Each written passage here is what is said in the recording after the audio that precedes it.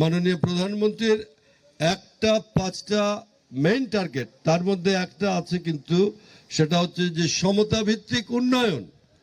কোন এলাকাকে আমরা এই বাঁ চোখে দেখবো না, কারণ সব জায়গায় মানুষ বাস করে।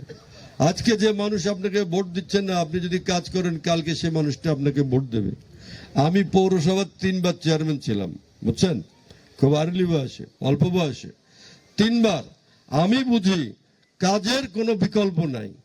কাজ দিয়ে হলে আপনি মানুষকে আপনার পক্ষে রাখবেন।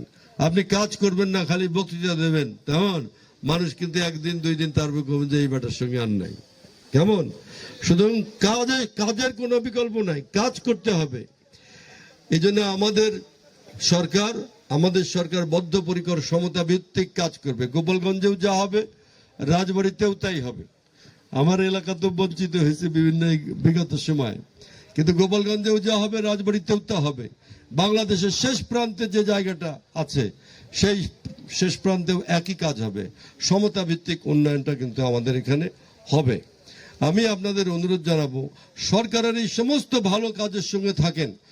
এক রাত্রে সব সমাধান কিন্তু আমরা করতে পারবো না। দীর্ঘদিনের সমস্যা, অনেক সমস্যা নিয়ে কিন্তু আমরা চলছি।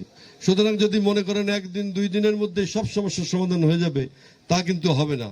কিন্তু যে জিনিসটা আমরা দেখতে পাচ্ছি, যে সকালটা দেখলে পারে, সকালের সূর্যটা দেখলে আপনি বুঝতে পারবেন সারাটা দিন কেমন যাবে, শুরুটা কেমন হয়। শুরুটা যদি ভালো হয় তাহলে আপনি বুঝবেন যে শেষটা আমাদের অবশ্যই ভালো হবে। অনেক অভিজ্ঞতার ভিতর দিয়ে আসছি আমরা, অনেক দুঃখ বেদনা কষ্ট ঝড়, তার ভেতর দিয়ে কিন্তু আমরা এখানে আসছি। সুতরাং আপনাদের বুঝতে হবে যে আমাদের দেশটা পরিবর্তন করতে হবে। দেশটাকে আমাদের আগামী প্রজন্মের ছেলে মেয়েদের জন্য উপযুক্ত করতে হবে। আমরা যে দেশটা রেখে যাব, সেই দেশে যাতে আমাদের ছেলে মেয়েরা শান্তিতে বাস করতে পারে, সেই জন্য আমাদের কাজ করতে হবে।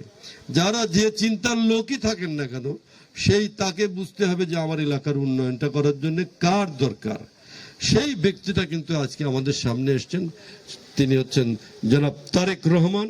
তার নেতৃত্বে আমরা কাজ করছি। মন্ত্রী পরিষদের সদস্যবৃন্দ, আপনাদের অত্যন্ত গুরুত্বপূর্ণ যারা এখানে সংসদ সদস্যবৃন্দ আছেন, তারা এখানে ডিসি সাহেব আছেন, এসপি সাহেব আছেন, আপনাদের অন্য ইউনো সাহেব